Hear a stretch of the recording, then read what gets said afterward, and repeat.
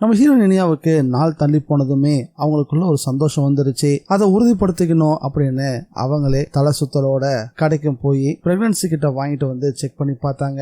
அதுல கன்ஃபர்மேஷன் கிடைச்சதும் அவங்களால அந்த சந்தோஷத்தை கட்டுப்படுத்தவே முடியல. இந்த விஷயத்த முதல்ல விக்ரம் கிட்ட சொல்லணும் அப்படின்னு அவருக்கு போன் மேல போன் ட்ரை பண்ண ஆரம்பிச்சாங்க.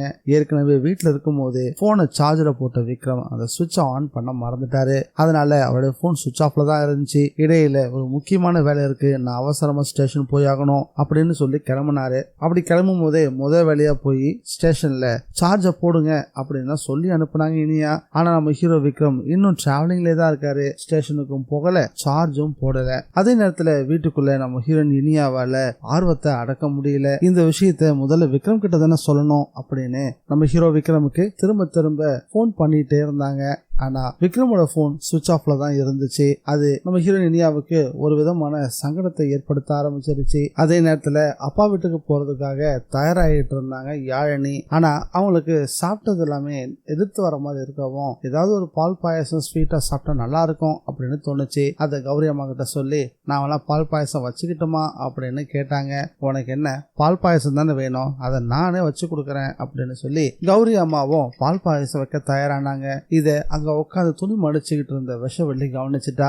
எப்படியாவது சரியான தருணத்தை பயன்படுத்திக்கணும், யாழினி சாப்பிடுற ஏதாவது ஒரு பொருள்ல ஏற்கனவே வாங்கி வச்சிருக்க மருந்தை கலக்கணும் அப்படின்னு தருணம் பார்த்து காத்துக்கிட்டு இருந்தா. இப்போ இந்த வாய்ப்பை சரியா பயன்படுத்திக்கணும்னு முடிவே பண்ணிட்டா. அந்த மருந்தை கொண்டு வந்து கையில வச்சுக்கிட்டாவ எப்படியாவது கௌரி அம்மாவை கிச்சனை விட்டு வெளியே அனுப்பணும் அப்படின்னு முயற்சி பண்ணி பார்த்தா. அவங்க உன் வேலையை நீ பாரு, ஏற்கனவே செஞ்சுட்டு இருந்தல அந்த வேலையை மட்டும் போய் செய்யி அப்படின்னு சொல்லி அனுப்பிட்டாங்க. அப்பதான் விஷப்பாம்பு சிவம் பேங்க் போறதுக்காக கிளம்பிட்டு இருந்தாரு. இந்த விஷயத்த சத்தம் போட்டு சொல்லவும் அவருடைய ஒரு செருப்பு எடுத்து ஒளி வச்சிருச்சு. இந்த செருப்பு எதிர்பார்த்த மாதிரியே விஷப்பாம்பு சிவம் வெளியே வந்தாரு. வந்தவரு எங்க கௌரி, என் செருப்பு காணோம், கொஞ்சம் வந்து என்னன்னு பாரு அப்படின்னு சத்தம் போடவும் கௌரி அம்மா வீட்டை விட்டு வெளியே வந்தாங்க.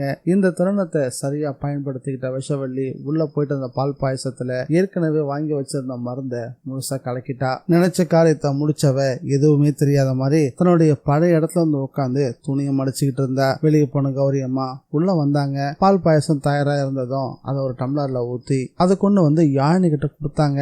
யாழினி அதை சாப்பிட போற அந்த நொடியில சரியா அவங்களுக்கு இனியா கிட்ட இருந்து போன் வந்துச்சு. கௌரி அம்மா கொடுத்த பாயசத்தை மறுபடியும் அவங்க கையிலே கொடுத்துட்டு போனை எடுத்து பேச ஆரம்பிச்சாங்க யாழினி. நம்ம ஹீரோயின் இனியா, என்ன யாழினி கிளம்பிட்டியா? சரியான நேரத்துக்கு அங்க போய் நின்னாதான் அப்பாவுக்கு பயங்கரமான சர்ப்ரைஸ் கொடுக்க முடியும், சீக்கிரமா கிளம்பு அப்படின்னு அவசரப்படுத்தவும் சரினியா நானும் உடனே கிளம்புறேன் அப்படின்னு சொன்னவங்க அவசரமா கிளம்ப முயற்சி பண்ணவும் யாழினி பால் பாயசம் வேணும்னு ஆசையா கேட்ட.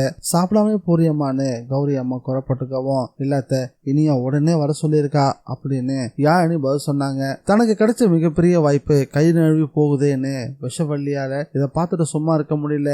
ஏன் யாழினி, நீ கேட்டதானே அன்னி கஷ்டப்பட்டு அந்த பாயசத்தை பண்ணாங்க, அதை வாங்கி சட்டன்னு குடிச்சுட்டா சரியா போக போகுது, அதை குடிக்காம போறியே அப்படின்னு விசனப்பட ஆரம்பிச்சாங்க விஷவள்ளி. விஷவள்ளி இப்படி பேசினதும் கௌரி அம்மாவும் யாழினியும் அவங்கள சந்தேகமா பார்க்க ஆரம்பிச்சாங்க. இந்த வீடியோ பிடிச்சிருந்தா லைக் பண்ணுங்க, ஷேர் பண்ணுங்க. டிஎன்விஜி ரிவ்யூவை மறக்காம சப்ஸ்கிரைப் பண்ணி வச்சுக்கோங்க. மீண்டும் அடுத்த வீடியோல சந்திக்கலாம்.